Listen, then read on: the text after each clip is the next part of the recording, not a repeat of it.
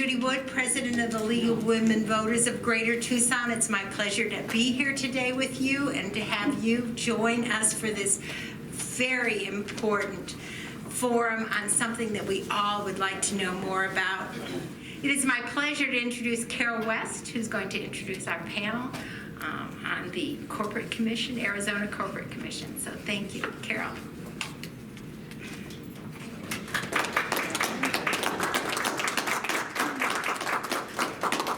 Thank you to Judy. Well, I want to welcome you to the League of Women Voters of Greater Tucson's education program on the Arizona Corporation Commission. And from now on, I will refer to it as the ACC. Well, what is the ACC? It's the Public Utilities Commission charged with regulating Arizona utilities and setting rates that are fair and reasonable for both providers and consumers. The ACC also has broad jurisdiction over pipelines, railroads, securities, and corporations. As a matter of fact, the League of Women Voters of Greater Tucson Treasurer files paperwork every year with the Corporation Commission at a cost of $10. The ACC is often referred to as the fourth branch of Arizona government. The 5 elected commissioners function in an executive capacity, but when they adopt rules and regulations, they function in a legislative capacity. They act as a judicial body when they make decisions on contested matters like rate setting. These powers were placed in the Arizona Constitution when we became a state in 1912. For more information, see Janetta Truitt's paper on the topic. We have some of those in the back. There was also a link in the voter for you to refer to this paper. Now it is time to begin our program. Unfortunately, Dr. Sharon Megdal is unable to be here today because of a family matter. We will hear from 2 speakers on how utilities interface with the ACC, who advocates for consumers on rate settings, and whether the commission, as it currently exists, will be effective in leading the state towards its proposed energy goals. I will introduce each of our speakers just before they begin their presentations. After both have spoken for 20 minutes each, you will be able to ask questions. Please write your questions on the cards provided, and a monitor will bring them to me for the panel's responses. This will save time so that we can focus on as many of your questions as possible because we're all in a learning mode this morning. Our first speaker, Chris Norman, earned a master's degree in business administration from the University of Arizona. He joined Tucson Electric Power in 2001 and is currently the Director of Regulatory Policy and Chief of Staff to the CEO. Much of his time is spent in oversight of the company's proceedings and applications before the ACC. Chris will address what the ACC does and the rate-making process. He may also touch on ways the process could be improved. So Chris, welcome. Thank you, Carol.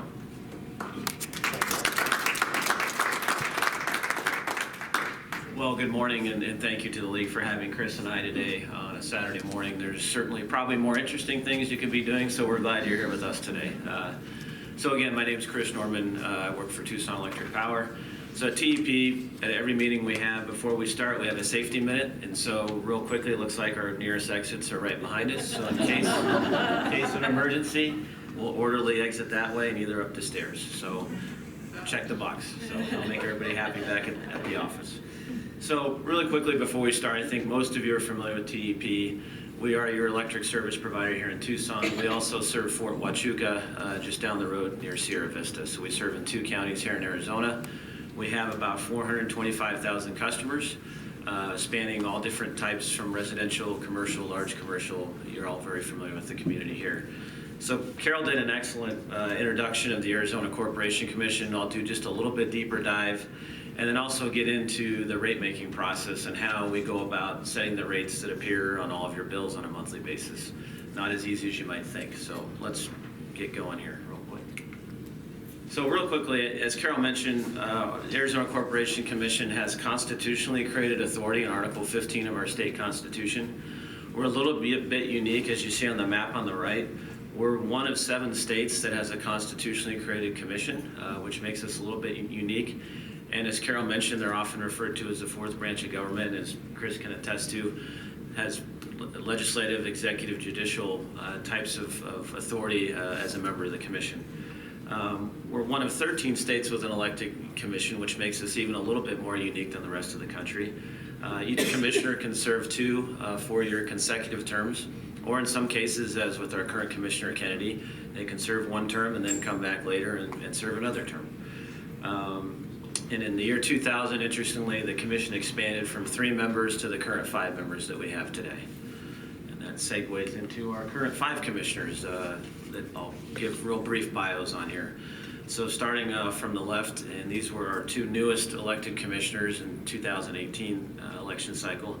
Sandra Kennedy, who I mentioned a minute ago, served on the commission in 2008 for a 4-year term. Long career of public service, was in the state legislature for many years, and served with Chris on the Arizona Corporation Commission, like I said, 2008 from 2012. Commissioner Justin Olson also served in the House of Representatives for about 6 years. He has an extensive background in tax, which will become very useful in some aspects of his role on the commission. He was appointed to the commission in 2017 when there was a vacant seat left by Doug Little, who joined the Department of Energy. So Commissioner Olson served a very short 1-year term and then was reelected this past election cycle in 2018. And then we have 3 commissioners, current commissioners, who are in the middle of their 4-year terms. We have the chairman, Bob Burns, who has an extensive, very long career of public service dating back to the late 80s when he served in both the House and Senate. He did serve as president of the Senate, and then, like I mentioned, he's in the second of his two terms on the commission.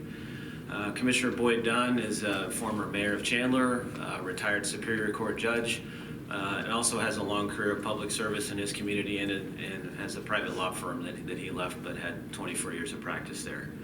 And then finally, Commissioner Andy Tobin, again, comes from the legislature, was Speaker of the House, and has served in various roles in state government for Governor Ducey. So those are our current 5 commissioners today. So the rate making process at TEP, and so I always joke, I've given this presentation several times, even to lots of folks at TEP, because this is a very opaque, confusing process that, as Chris can attest to, there's a very steep learning curve. So there are courses, week-long courses that you can go to learn this stuff. I'm going to teach you all in 5 minutes. So buckle up. And so real quick, just by show of hands, and I already kind of tipped it off, and so did Carol, but hopefully you all understand that we just don't arbitrarily set the rates that appear in your bills. So there's a very detailed process that we go through with the commission. And so very simply, I'm going to break it down as simply as I can, and again, we'll save questions for the end, but if there are questions, I'm happy to answer those. And so I threw some kind of terms up here, some utility rate making nerd terms that we can talk about a little bit. But in a nutshell, the rate making process, it's 3 fairly simple steps. So what we do when we get ready to file an application with the commission is we close the books for a particular period of time. So we call that our test year.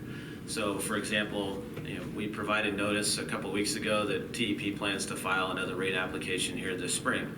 So our test year will be 2018. So we close the books, we do a bunch of analysis, we look at what our operating expenses are, we look at what we've invested for safe, reliable service for our customers, and then there's a rate of return attached to that.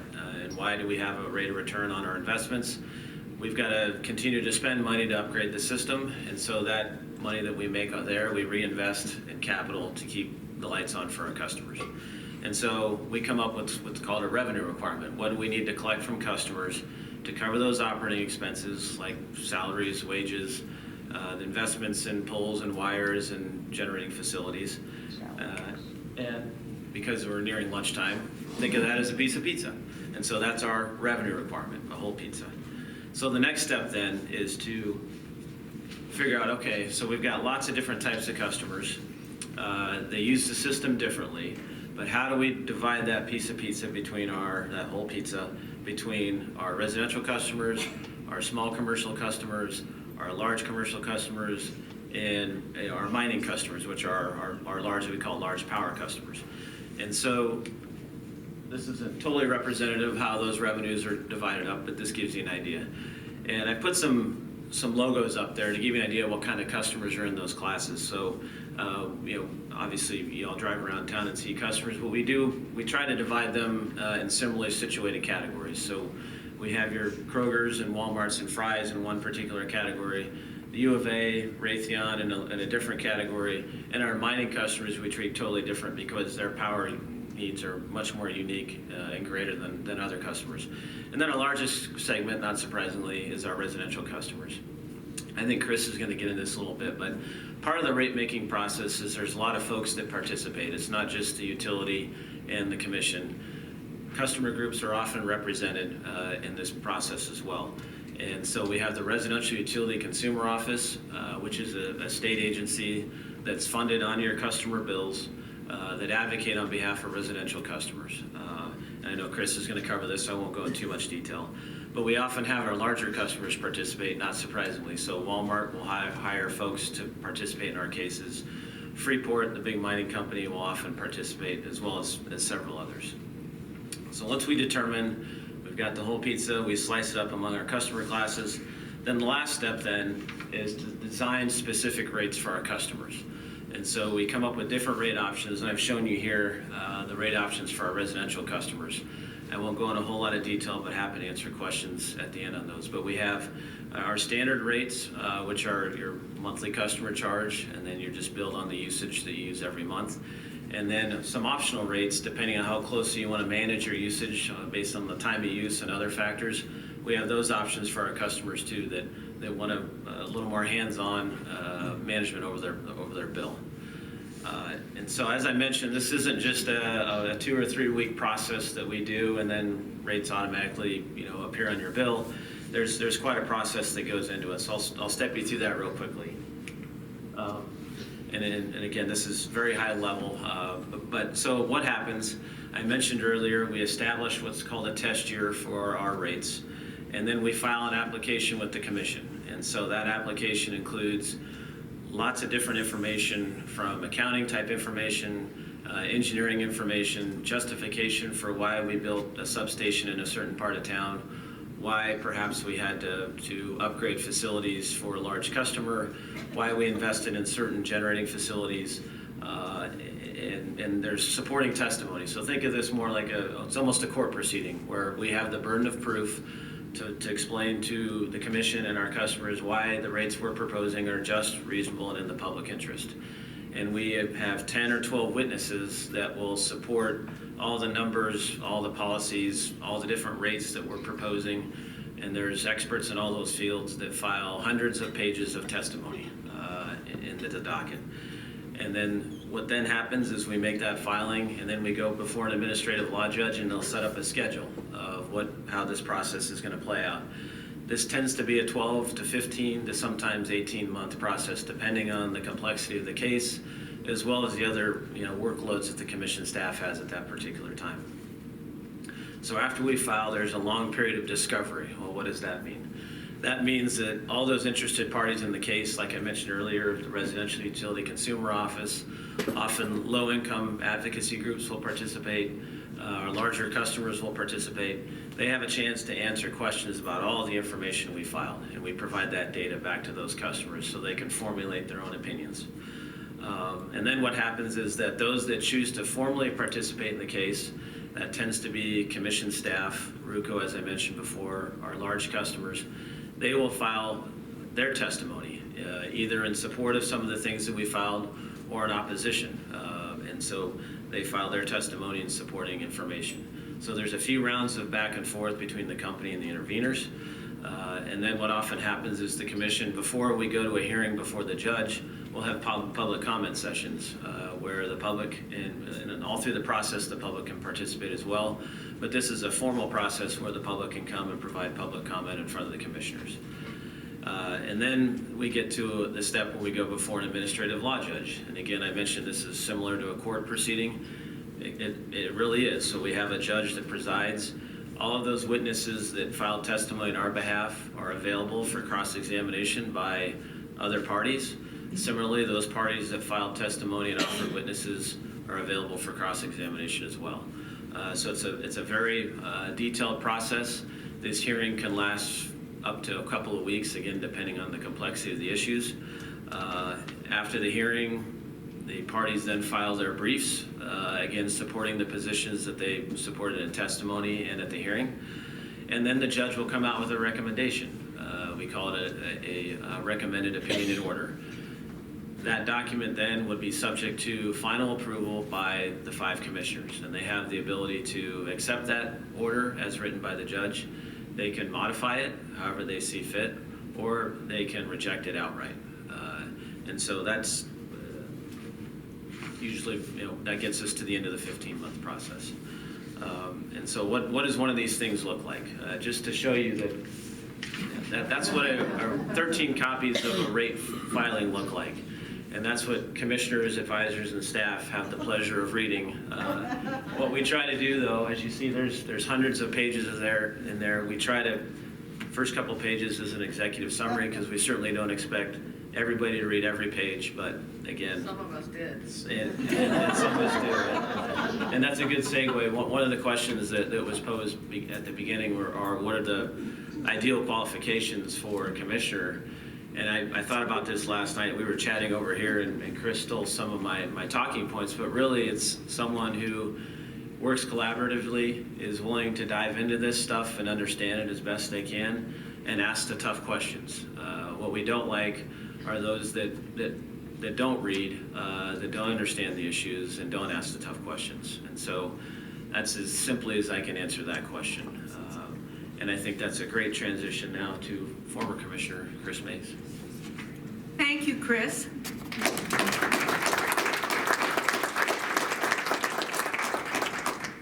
Our next speaker, Kristin Mayes, is a former ACC commissioner, as you heard, who served from 2003 to 2010. She holds a Juris Doctor of Law from ASU and is currently a professor of practice in the School for the Future of Innovation in Society at ASU. Chris will address the ACC's current scope of authority and highlight some of the predominant issues the ACC will perhaps be working on in this next 4-year term. She will also give us some background on the Residential Utility Consumer Office, or RUCO. As a former commissioner, she will be able to touch on whether the ACC's current scope of authority is appropriate, and if the ACC has set realistic goals for renewable energy sources. Chris? Thank you, Carol. It's terrific to be here. Thank you so much for having me. Having some nervousness and flashbacks looking at those papers behind me that Chris showed. But it really is a pleasure to be here, and I want to thank the League for hosting this session, for having Chris and I here to talk about this really important topic. As Carol mentioned, I've had the pleasure of serving you as one of your corporation commissioners from 2003 to 2010. I served as the chairman from 2008 to 2009, 2010. And so I've had a 20-year love affair with the Corporation Commission, is sort of the way I like to put it. I fell in love with the commission the day I set foot there, and I continue to be in love with it, and believe that it is something that more voters should be introduced to, and that we really need to do a better job of educating folks about the importance of it in their everyday lives. And in fact, I often refer to the Corporation Commission as the most powerful branch of government that nobody knows about in Arizona. And so this is a great session for that. And I was just reflecting that it was 107 years ago this week that our founding fathers were sitting in Phoenix deliberating at what would be the state capitol about what our Constitution should look like in Arizona. And they were, in fact, deliberating what the branches of government would look like, the 4 branches of government.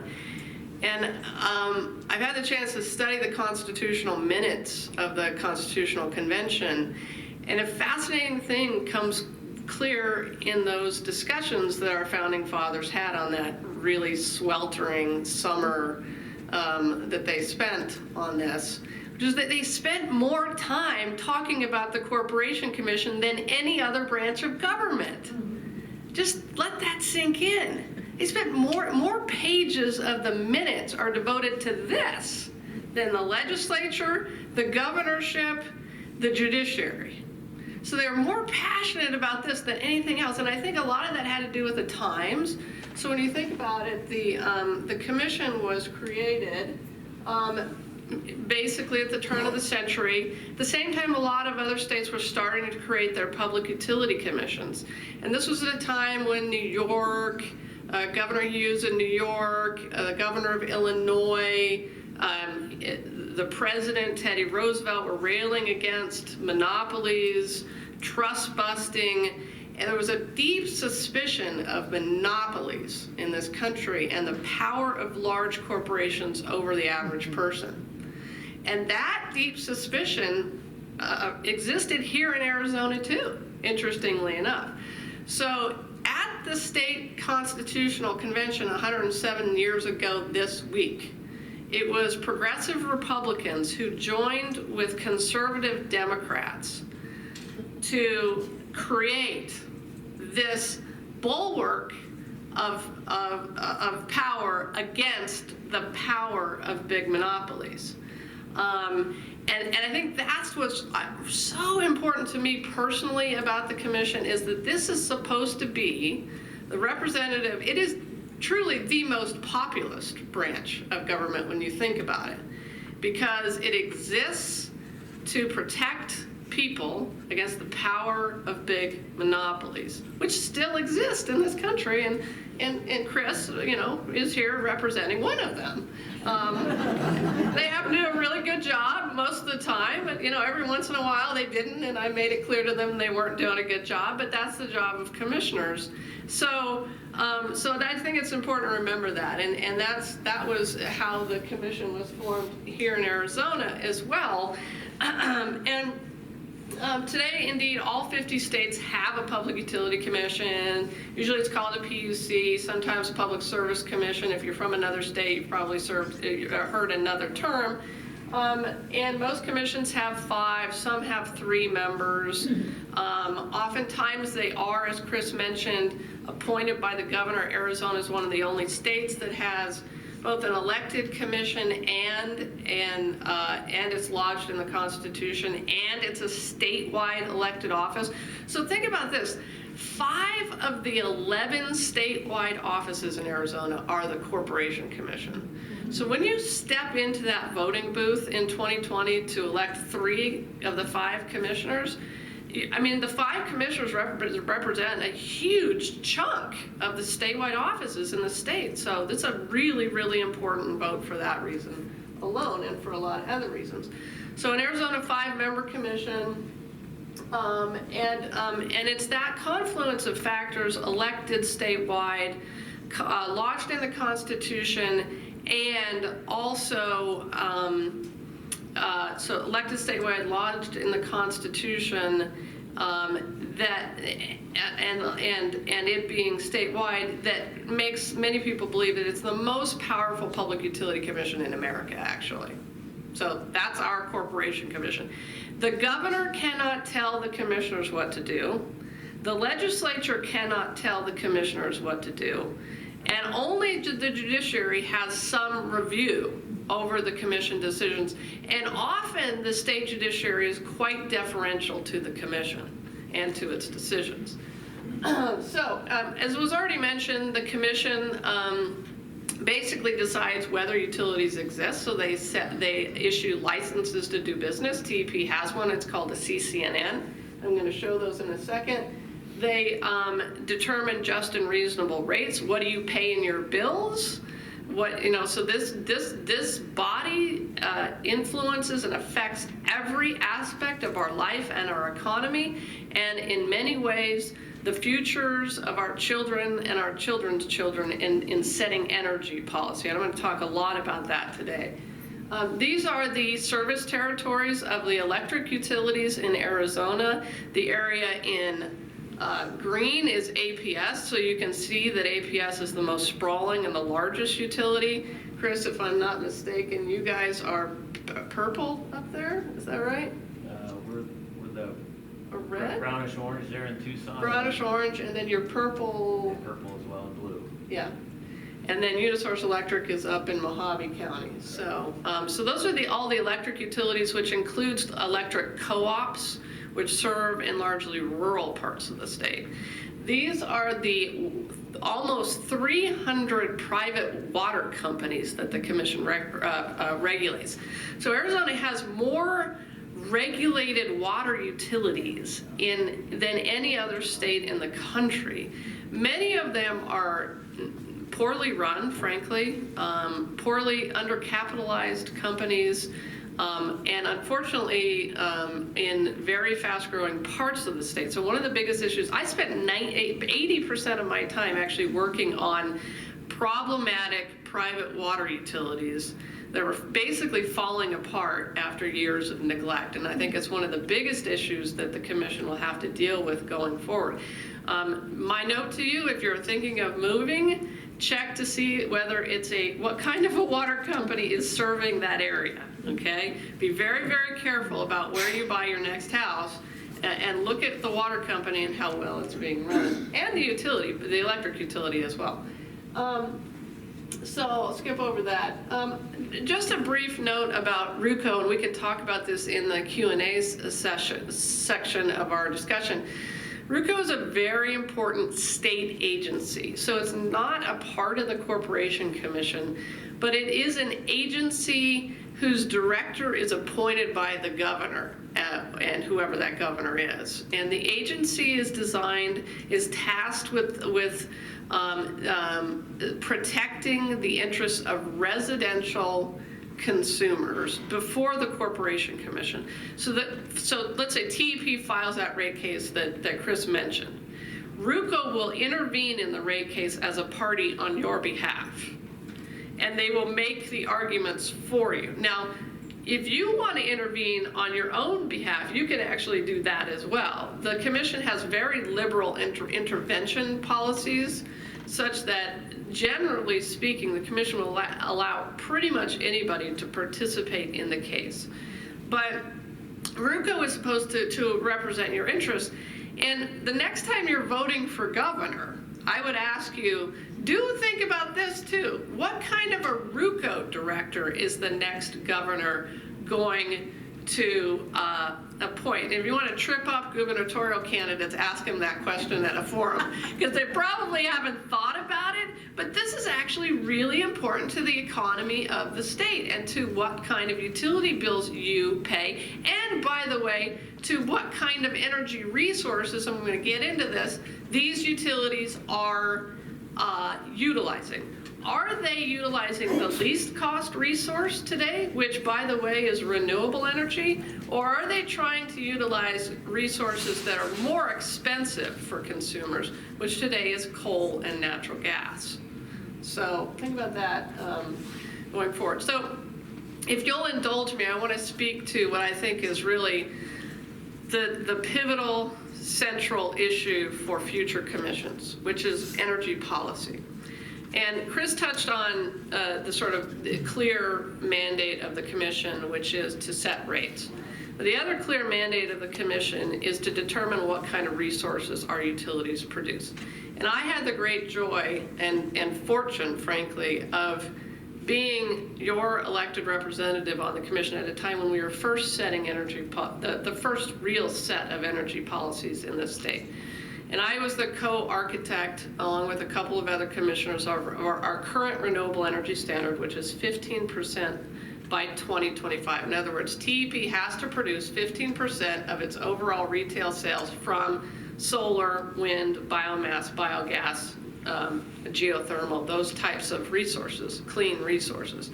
We also set what is one of the country's most ambitious energy efficiency resource standards. And that said to these utilities, TEP, you must go out and reduce your overall electricity sales by 22% by 2020, because the most inexpensive resource is the negawatt, the watt we don't use.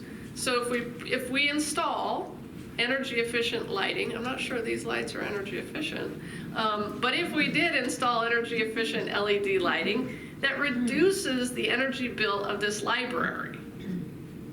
And that's the energy he doesn't have to produce with his power plants is way less expensive than the energy he does have to produce with his power plants. So we said to the utilities, you've got to do more than these energy efficiency measures. In these buildings, in our homes, helping consumers to install these measures. And in fact, Arizona is now the top state for energy efficiency west of the Mississippi. So imagine that, we're actually first in something. Good. I mean, you know, right? Not stolen cars, that's right. We also have one of the best net metering policies, which basically says to the utilities, you must purchase the excess energy that we produce from solar panels on our rooftops, right? So we set a very aggressive policy that got a little bit changed. I wasn't a big fan of the changes that the utilities advocated to it, but they still have to procure electricity from you at an appropriate rate, and that has spurred rooftop solar in Arizona to the point where Arizona is now the third best market in the country for rooftop solar.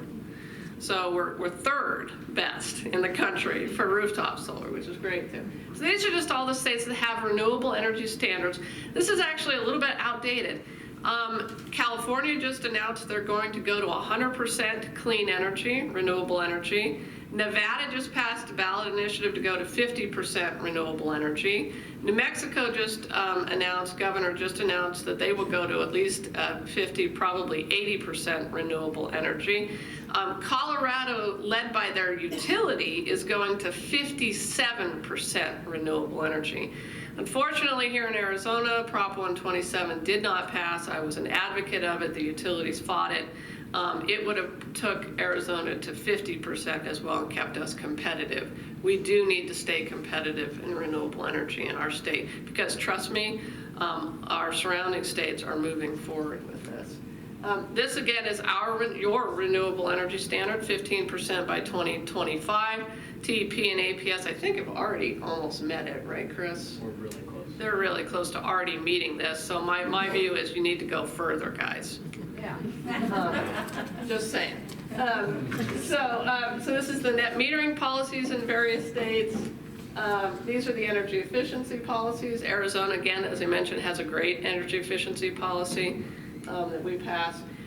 And here's this is a graph that kind of shows why this is important. By telling the utilities they have to do all this energy efficiency, basically it means that they have to build 18 fewer power plants. Now, let's just think about all the different ways that matters to our state. Number one, power plants are really expensive to build. We're talking, in many cases, hundreds of millions of dollars. And as Chris pointed out, basically you are the ones who pay for those costs. Those get flowed through rates, right? Secondarily, of course, there are the environmental benefits. And while these statistics I'm going to read to you are associated with the renewable energy standard, they're very applicable to energy efficiency. By 2020, the renewable energy standard that we passed will result in 23 billion gallons of water saved for Arizona. That's kind of important these days. It will prevent more than 11,000 tons of nitrogen oxide from being emitted into the air. It prevents 9,000 tons of sulfur dioxide. It prevents 8 million tons of CO2 from being emitted. And it has created 10,000 jobs and 450 companies in the state of Arizona. So Lots and lots of benefits, and because these resources are now the lowest cost resource, no drawbacks as far as I can tell. So they have these policies that have been passed by your corporation commission and that could be amplified on by the next corporation commission and future commissions have resulted in projects. So this is Solana outside of Gila Bend. There are a number of other solar projects outside of Casa Grande and Gila Bend, and several here around Tucson. This is the ASU campus. I apologize, I don't have pictures of the U of A, but I'll try to get some. Both universities have done a lot of solar. ASU has now more solar on our campus than any other university on the planet. At, I think, more than 35 megawatts. The other thing is Arizonans want this. So every poll taken since I was a corporation commissioner has shown overwhelming bipartisan support for renewable energy. And almost always just as many Republicans as Democrats support renewables for different reasons, and I don't really care what those different reasons are, right? A lot of Republicans believe in the independence that it gives us, the right to produce your own power. Democrats tend to believe in the environmental benefits or focus on that. I think both are great. But every poll has shown this, including one that was released just this week. The other thing that's interesting is that it's happening everywhere. So can you guess what the fastest growing area for rooftop solar is in the state of Arizona? A part of Phoenix. Sun City. Sun City!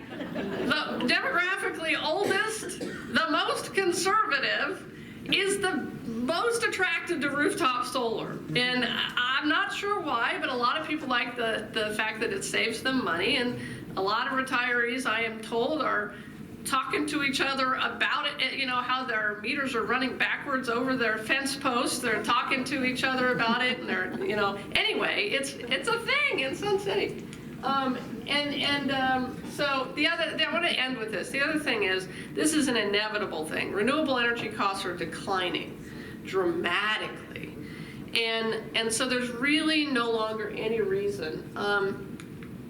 These are some of the headlines, including down here in Tucson, that we've seen. TEP has seen bids come in from renewable energy projects, especially solar, and especially even solar plus storage, in the, I think, Chris, like 2 cents a kilowatt?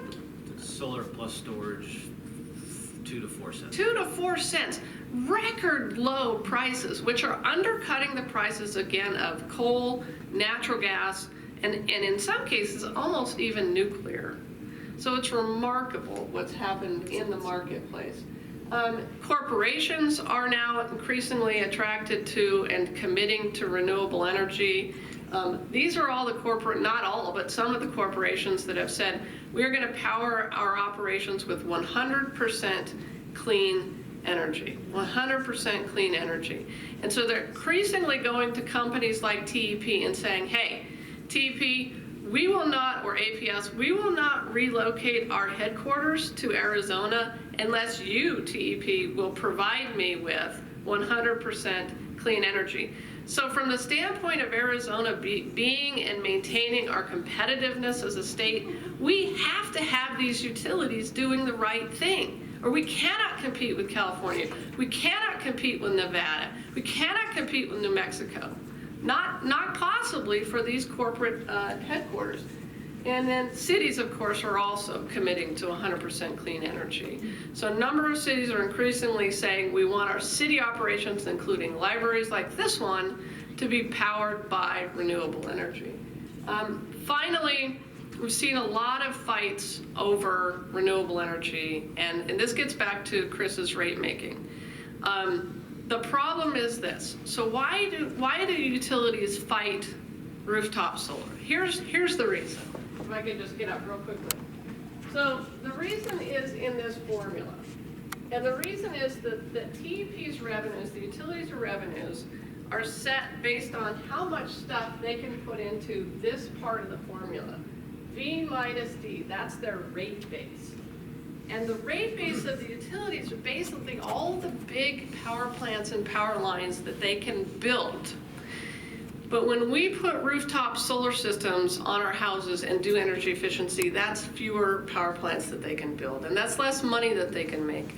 So ultimately, we are going to have to solve this problem of how do we maintain healthy utilities that can serve all customers, but also maintain a system in which people still have the right to go solar, and we can still do energy efficiency, and we can still protect our environment. That's a big problem. Part of the problem is that our regulatory system has not kept up with the advances of technology.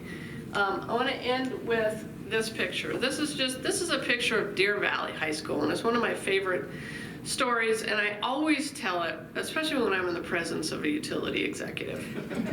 So, this is Deer Valley High School. They put a megawatt of solar on their rooftops. That's a lot of solar.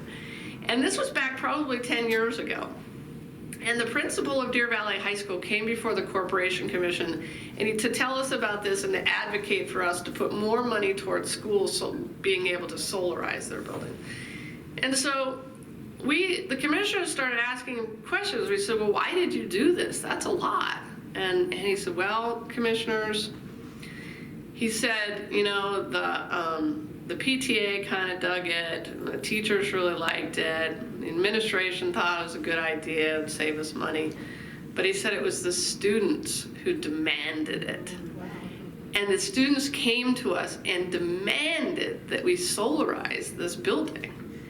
And you know, you could have heard a pin drop in the hearing room at the Corporation Commission. Because all of a sudden it dawned on all of us, and I think everybody is sitting in the room, that is the future. That those students are going to go to college, and then they're going to graduate, and they're going to eventually worship, and they're not going to want to worship in a synagogue or a church that's not solarized. They're not going to work in a building that's not solarized. They're not going to want to live in a house that's not solarized or energy efficient. That's the future. And that is, thank God, that's the future, but it's also the future that these utilities are going to have to meet. So I'll end with that. Thank you so much for having me.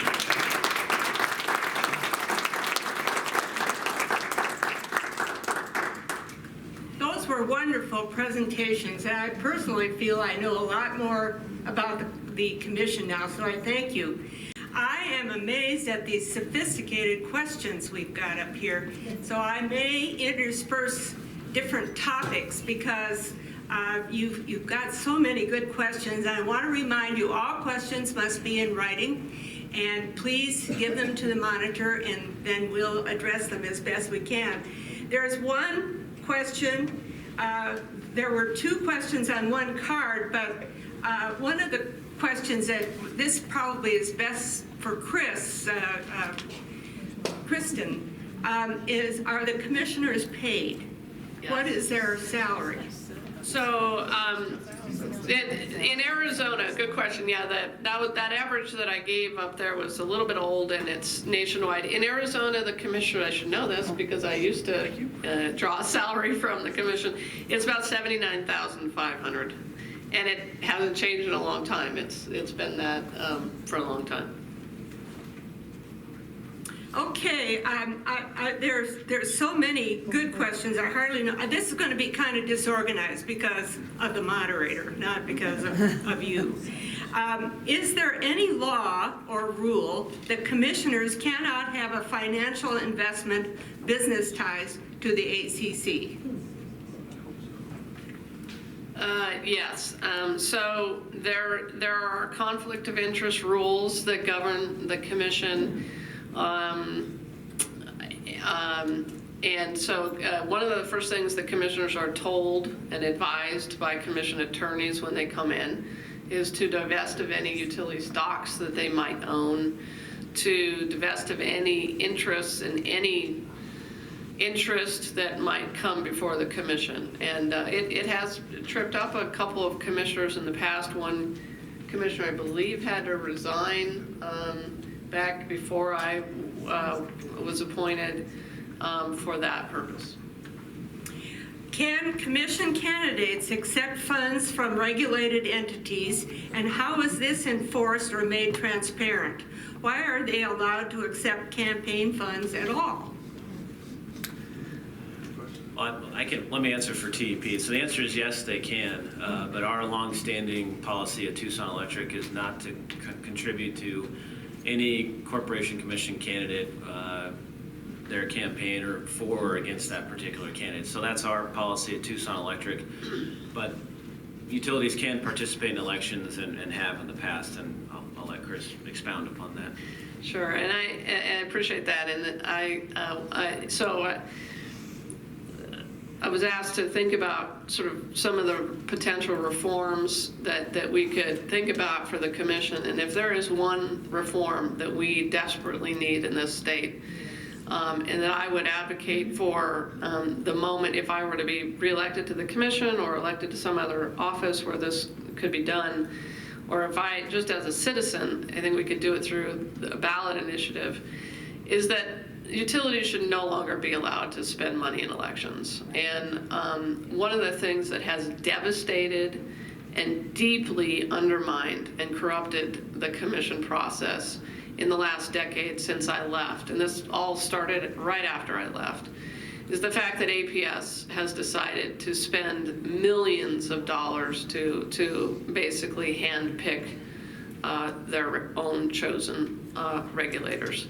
And I do commend TEP for not going down that road. APS is the only utility in Arizona who has made that choice. It's an outrageous choice. It is a terrible, terrible, corrupting choice. And it has undermined the public's trust in the commission. I'm seeing a lot of nodding heads.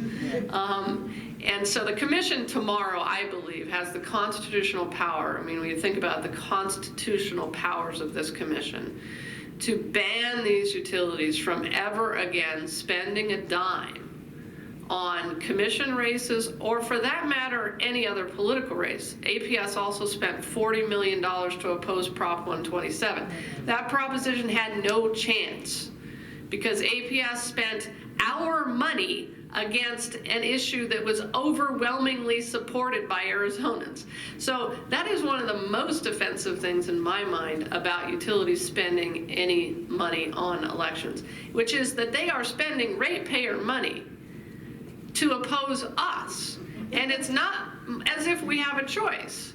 We live in their service territory. So if I live in APS's service territory, I am literally sending money into their coffers that they are turning around and spending on issues and candidates that I am not in favor of. And I have no choice in the matter. And so that to me is not only deeply offensive, it ought to be illegal. And the commission could make it illegal tomorrow if it wanted to. And we as voters could put it on a ballot and try to pass it as an initiative. Unfortunately, as of today, APS would probably spend $40 million against that ballot initiative too. So something has got to change, because not only is APS spending that kind of money on commission races, they are spending that kind of money on every statewide race. So they spent money on the governorship, Secretary of State, I think in 2016, this occurred, 2014, it certainly occurred, on every single row office in the state of Arizona. And the problem with that is, this is not just some, run-of-the-mill corporation. This is a corporation with virtually unlimited amounts of money. The revenue requirements that these utilities are receiving are in the, what was your revenue requirement last year, Chris? Do you remember? Or for the last cycle? What's your annual revenue requirement?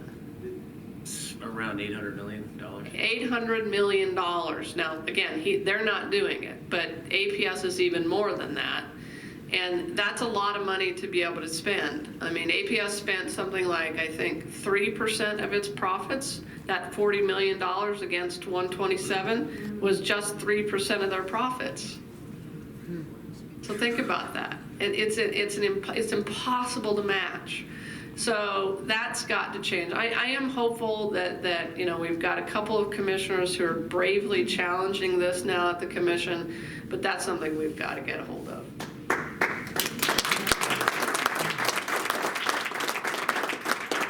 This is a sort of follow-up question, and then Chris, I'll let you address what Kristin said too.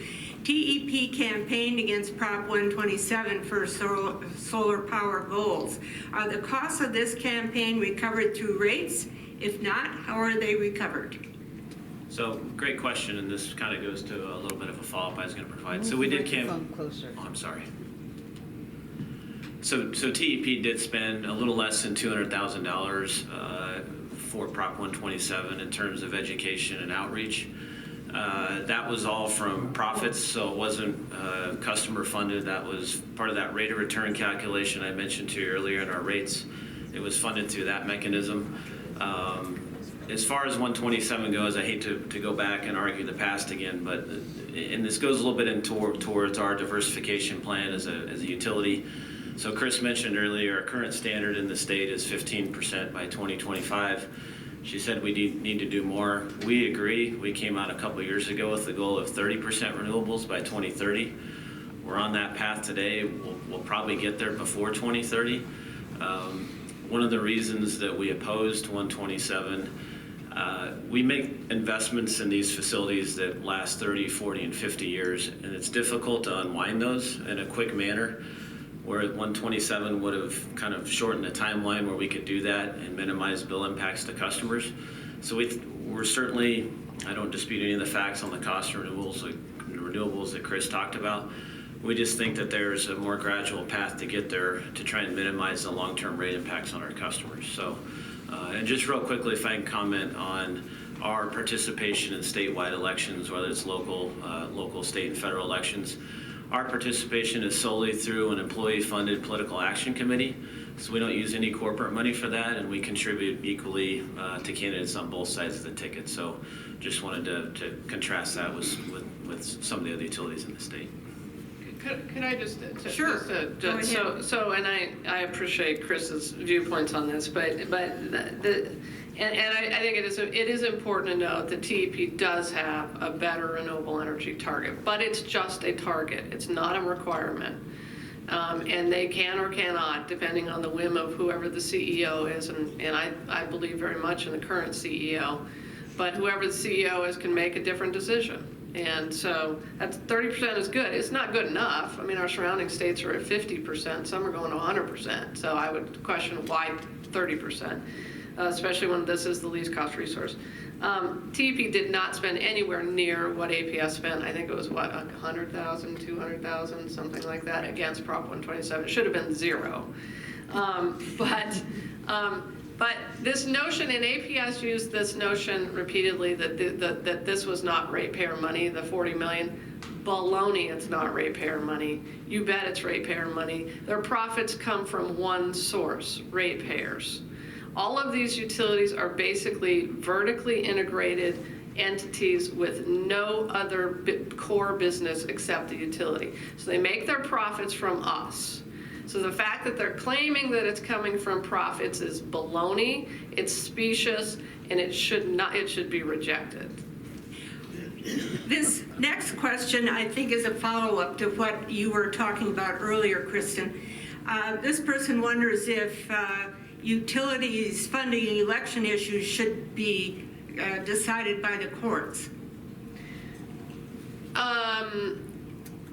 Yeah, and I think it could be. I mean, I think that eventually you could have a challenge to, if APS continues to lose its mind and engage in this kind of behavior, I think you could see a challenge in which the free speech rights of ratepayers are asserted, such that I think there is a claim, and there was actually a case against unions recently in which the unions, the claim was made actually from the right, that union dues were an abridgment of the free speech rights of the union members, forced union dues. So I think there could be a case that comes about in which ratepayers say, you can't use my money without my permission on speech that goes against what I want to say. It's, I have no say in that, and that money is being used against me. So I think it could end up in the courts, actually. This next question is about water. And Kristin, one of the things I wondered if you could differentiate for people first, is Tucson Water governed by the Corporation Commission? How about Phoenix Water?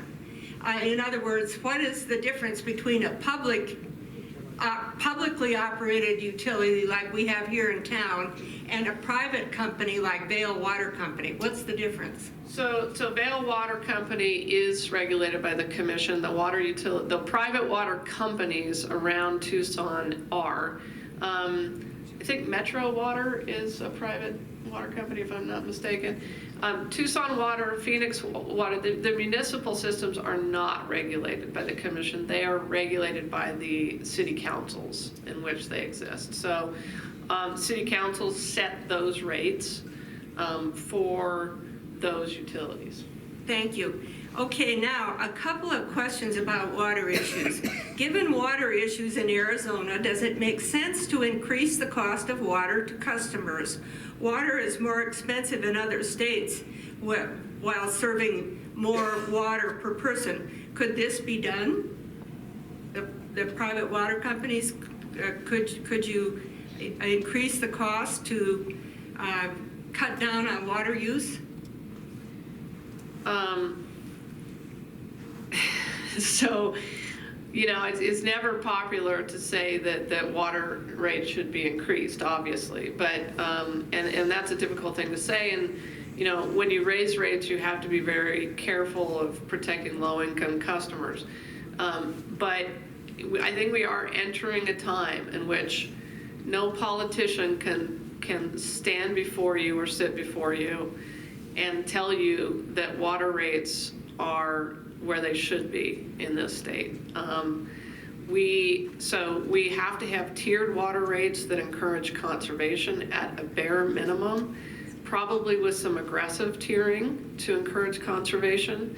In some parts of the state, our water rates are lower than in Michigan, in some of the Midwestern states.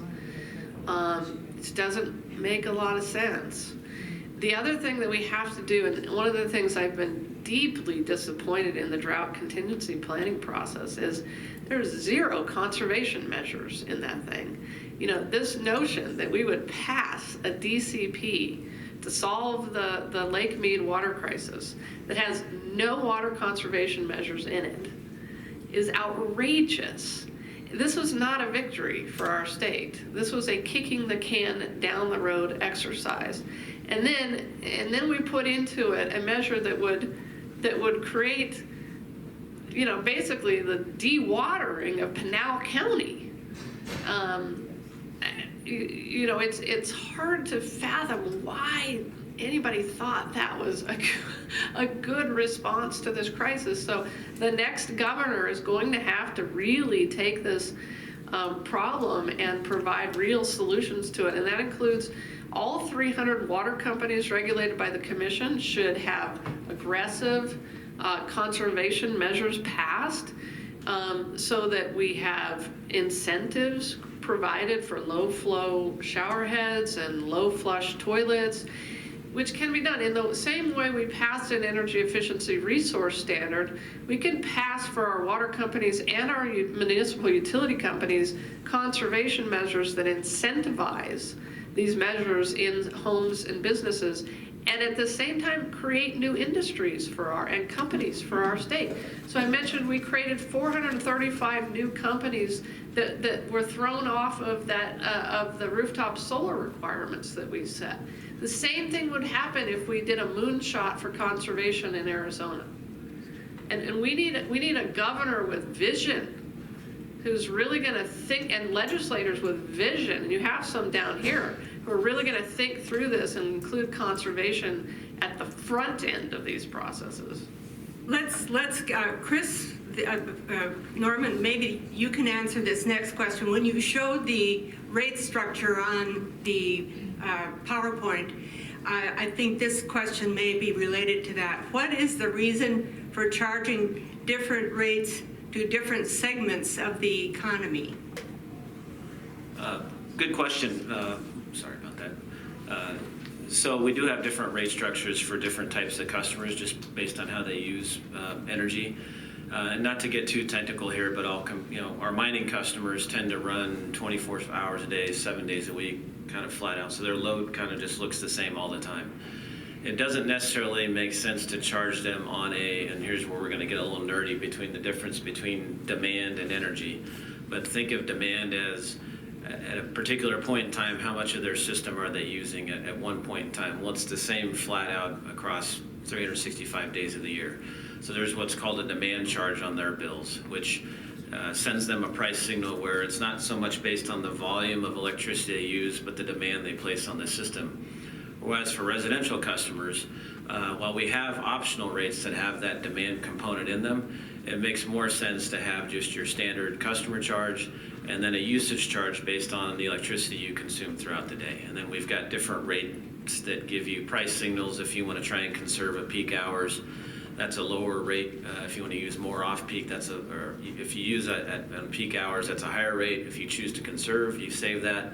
If you shift your usage off-peak, that's an even lower rate. So we try to send those price signals through optional rates. But different customers have different types of energy demands, and so we've got to put price structures in place that make sense for those customers. Here's a question that both of you, I think, can address. Why won't the ACC change the rule about how utility profit is calculated?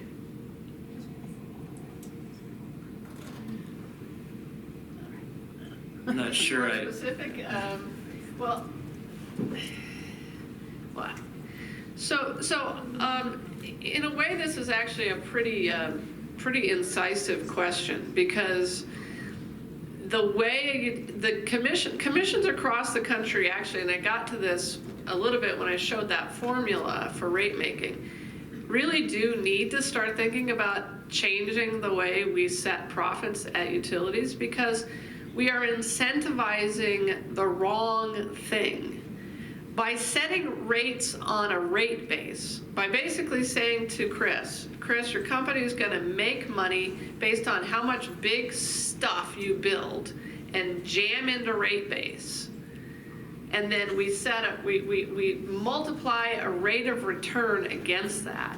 All we're doing is saying to Chris, you're going to make more money by building more big stuff. But that is not what we need in an increasingly decentralized world in which we want more solar rooftops, we want more energy efficiency, we want more people, we want more electric vehicles, more storage, we want more people involved in creating their own energy. So I would like to see a world in which Chris's company is incentivized through what's called performance-based rate making, in which the better Chris does at helping you go solar, the better Chris does at getting energy efficiency measures implemented in places like this library and in our homes, the better Chris does at electrifying our transportation grid, the more money he makes.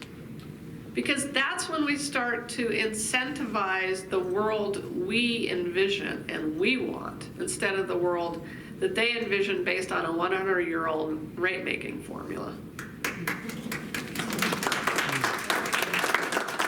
We have quite a few questions, so maybe we can shorten some of our answers here.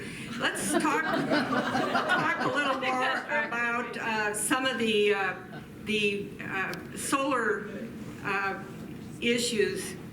Some of you should print. I'm having trouble reading some of this writing, so I apologize if I don't quote you exactly. How can we change ruling government in buildings to require solar energy and new commercial construction? Do you have programs, for example, at TEP, where you do this kind of incentivizing? We do, certainly for energy efficiency. So just last week, or 2 weeks ago now, our 2018, I know we're already in 2019, but it's okay. We got a new energy efficiency plan approved. And so it continues incentivizing buildings for lighting upgrades, et cetera. There's a nice low-income program where we increase the cap on low-income home weatherization from $3,000 to $6,000 to bring us in line with Phoenix. Your question, I think, was more about commercial development. we do work, and a lot of these conversations aren't public, but we do work with a lot of commercial customers on, we want to go 100%, as Chris was talking about earlier, hey, we want 100% of our energy to come from renewables. We can do special contracts with them that are approved by the commission. We have programs for customers, whether it's commercial or residential, to go 100% solar, whether without putting panels on their roofs if they choose not to. And so we're constantly working from an economic development perspective with current customers and prospective customers about how can we get more of our power from green resources. And we've got a big project coming online in 2020, a 100 megawatt solar facility that has a battery, 30 megawatts of battery attached to it, a wind project in the following year coming online. So as I mentioned earlier, we're well on our way to this 30 by 30 target that our CEO has stated a couple years ago. This question I think is kind of the same, but it's a good question, so I'm going to ask Chris Norman. Recent contracts for wind, solar, and storage have been less expensive than ever, than even existing coal and natural gas generators. Will TEP be investing in substantially more renewable energy to benefit from the financial, health, and climate benefits? I think you just answered that, but if you want to reaffirm that, I think that was a great question I should have asked earlier. Sure, no, it is a great question. If you looked even just 10 years ago, roughly 80% of our energy came from coal-based resources, and that was a result of 30 years ago when President Carter passed certain regulations, and we made these investments a long time ago. But luckily, some of these coal plants are now coming at the end of their useful life, so they're getting closed for other environmental reasons. So as we step out of those resources, that's allowing us to build and invest in more renewable power. So as I mentioned earlier, we got 100 megawatts of solar coming online later this year, early next year, that has storage attached to it. Another 100 megawatt wind project that we're participating in. And then we're looking at up to 250 megawatts of additional wind that could come in online in the 2022 timeframe. So we're certainly, we see the benefits and those price decreases in the market, and we're continuing to invest in renewables for sure. And this one, which again goes along with this, and both of you will probably want to weigh in on this one. The ACC is establishing dockets on new net metering standards for large users. This will allow large users to generate power off-site. Does TEP support this? How will it affect your operations? It's kind of along the same line, I think. Yeah, so, I mean, there won't be any, so Chris mentioned earlier, was talking about net metering. So our largest customers still have the full benefits of net metering. The commission there's various workshops ongoing now on electric vehicles. So in that energy efficiency plan I mentioned that we got approved last week, as far as I know, we're the first utility in the state that has a formal electric vehicle policy that's been approved by the commission. And so we'll look at ramping that out. There's still some stakeholder meetings that are occurring at the commission, so we're going to wait until those kind of complete until we go full bore to these programs. There's policies looking at revising the renewable energy standard that Chris talked about earlier. It probably is time to relook at that. 15% certainly isn't enough by 2025, and we agree with that. The commission, I think, is going to relook at their energy efficiency standard. That sunsets here coming up in 2020, and so I would expect that would get revised in some form or fashion. And so we'll certainly be a participant in all those proceedings at the commission here in the near future. This is a good basic question. What is the cutting edge technology with solar storage? Well, I'll let Chris chime in here too, but I mean, storage, up until 5 or 10 years ago, that was the big problem with energy, right? Is you really couldn't store it cost effectively. Storage technologies are changing every day. They're becoming more cost effective. We already have 20 megawatts of storage installed here in Tucson. Like I mentioned before, we're bringing on another 30 megawatts. It really is a very compatible resource with solar because you can store that solar and use it when you need it. So it's a great way to store it when it's sun shining and then use it at on-peak times or even overnight.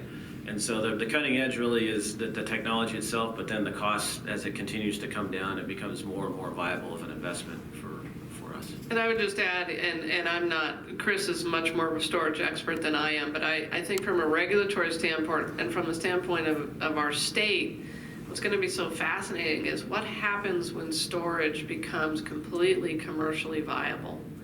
And we all can install storage at our houses, rooftop solar plus storage, which makes all of our houses mini power plants. And there will come a day when we can divorce ourselves from these utilities. And that, what's called grid defection, divorce, grid defection, whatever you want to call it, is sort of what has happened to many industries that are now no longer. Kodak, the record industry, trains, and the difference here, and I spent a lot of time thinking about this at ASU. The difference here is, if everybody leaves Kodak, there's not a great societal detriment.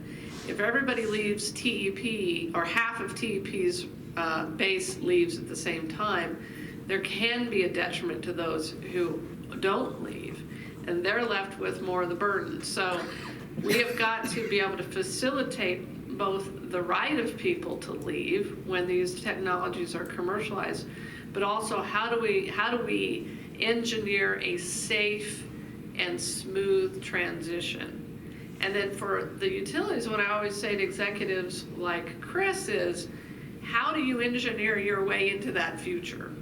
How is TEP going to be a part of that future and not the next Kodak? Because if you're not careful, you are going to be the next Kodak. This next question is a little touchy, and so I think we have to be careful not to mention specific solar energy companies. But the questioner wonders, are all of these solar companies connected to their local and electrical provider?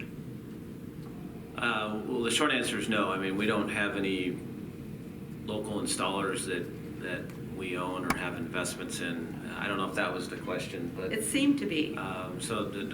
No, we can't. We're not in that market, and so they are completely 100% independent of TEP.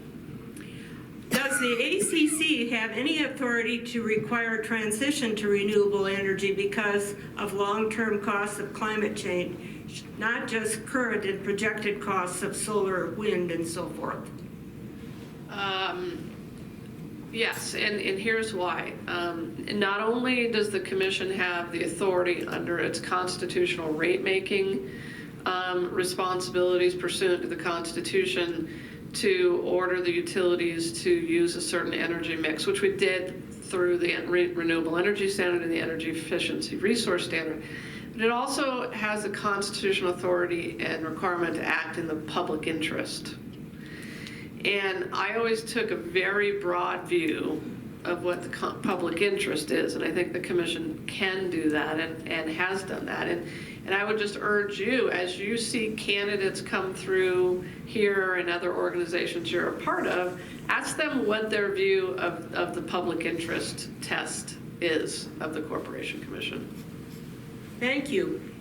What factors are needed to move Arizona to a sensibly much higher renewable energy source, and soon? That kind of gets, it's a repeat, but I thought maybe you both would want to weigh in on some ideas that you might have on moving the whole state towards higher goals. Sure, that's a great question. So it's tough for the utilities to turn on a dime. So I kind of alluded to that earlier. So I think, like the Renewable Energy Standard had certain targets that were to be met over, it was about a 15-year period. I think it was adopted around 2010. And so something similar to that, I know Commissioner Tobin had proposed, I think it was last year, an energy modernization plan that said, and it had a lot of components, but 80% carbon-free, basically, resources by 2050. We like an approach like that, where it has lots of different, it included electric vehicles, it included storage, included energy efficiency, solar, wind, you name it. It had almost the whole kitchen sink in there in terms of the different tools in the toolbox. So I think flexibility with certain targets that are to be met would be the best path forward to encouraging more renewables. But like I said, the economy and price changes are going to drive that as well. The market will drive that as well. And as I mentioned to you before, you've seen us transition from a predominantly coal-based utility now to where by 2030, based on our current plans, a third of our portfolio will be renewables. So I think those two things, some good policy from the commission that gives flexibility, as well as just markets and economics are going to drive that as well. So I'm going to say the exact opposite. Good policy from the commission would allow for very little flexibility for these utilities, and while TEP I think may be the exception, APS had just put forward an integrated resource plan, a plan that they're required to put forward every 2 years that says they will do 0 new solar energy in the state of Arizona for the next 10 years. That utility deserves 0 flexibility in my mind. That utility needs to be told that it must do a certain amount of solar, wind, biomass, geothermal, and exactly in what proportions over the next 20 years. And, a funny thing happens along the way when you do tell the utilities what they have to do. They do it. They're really good at it. And then they realize, oh my God, I can actually rate base some of these resources and I can actually make money off of it. And gee, that's a good thing too. So win, win, win. And so, we did allow TEP and APS to rate base some solar energy, and they did make money off of it. And, these guys are really good at what they do. They're good at energy resources. So, but sometimes some utilities have to be told, they have to be led. And that's what the Corporation Commission is there to do. They're there to lead. They're not to be led by the utilities, they're there to lead the utilities. This question pertains specifically to TEP. In a recent ACC decision, TEP won the right to install 10 RICE generators at the Irvington campus. Given the current costs of generation, does that decision still make sense? That kind of puts you on the hot seat. No, that's okay. So last year we got approval to construct the facility. So just really quick. So out at the Irvington campus, we have 4 old gas steam units that were built in the 50s and 60s. We're going to retire 2 of those, and right now we're in the process of constructing 10, for lack of a better term, jet engines that have ramping capability from 5 megawatts up to 20 megawatts. And you're saying, well, why are you doing that? Well, one, we're retiring those older units. We're going to save 70% of water, emissions reductions of 40%. But the other thing these units are going to help us do is, I talked about earlier that you always can't count on solar and wind 100% of the time. It creates some variability in our system. So these are flexible generating units that can ramp up and down with the variability of solar, the more solar that's coming onto our system. So one way to do that is with fast ramping generation to meet those peaks and valleys of solar. The other way is storage, which we're looking at doing more storage as well. But really, this is a great project, and again, it's in the middle of being constructed. We got the site approval to construct it, but it hasn't been formally approved by the commission in terms of an investment that we can charge to customers yet. But it's a cool project. It's kind of a state-of-the-art type. It's an old technology, but it really helps us with the intermittency of the penetration of solar and wind on our system. Deal with those challenges that it creates on our distribution system. Two last questions, and this question I'm going to ask because we talked about it earlier, and these commissioners are elected on a political party basis. Can a Republican RUCO chair really advocate for residential customers? How can 4 out of 5 Republicans on the ACC really care about clean energy? But what the question really ought to be, should these commissioners be elected on a nonpartisan basis? I think that's the question we need to ask. So This is a hard one for me. I think there was a day in our state when, and hopefully a day again, when an all-Republican commission or majority Republican commission can adopt pro-clean energy and pro-renewables stances. It was an all-Republican commission that established the renewable energy standard. For 30 years, up until 3 weeks ago, I was a Republican. I switched parties three weeks ago. So I think that, I hope and pray that that day will come. I certainly think that the Republican leadership has become completely unmoored from its own people. Most Republicans support clean energy, as I mentioned. Every poll shown in this state, done in this state, shows that Republicans support clean energy almost as much as Democrats do. So I think I hope that day will come. That being said, I do think that if there was a way for this to be, if there's any statewide office that should be nonpartisan, it's this one, right? You just heard Chris and I talk about how technical this body is, how, you really, to be a good commissioner, you've got to have this crazy blend of forensic accounting and law and engineering. No human being actually has that combination. But there's nothing Republican-y or Democratic-y about that, right? It's not, politics should be as far from these issues as humanly possible. And I think at those moments in time when the commission has acted, the best work the commission has ever done, in my judgment, has been when it has acted in a nonpartisan way. I mean, I never sat on a TEP rate case and thought to myself, how will the Republican Party think about this? I just didn't, To some degree, elections more generally do play into that. You have to be thinking about elections. But if there was a way to make it a nonpartisan office, I think that'd be great. I'm not sure we can get there because it's a constitutional office. Okay, but did you get the point that in the Arizona Constitution, designated political parties are a part of this?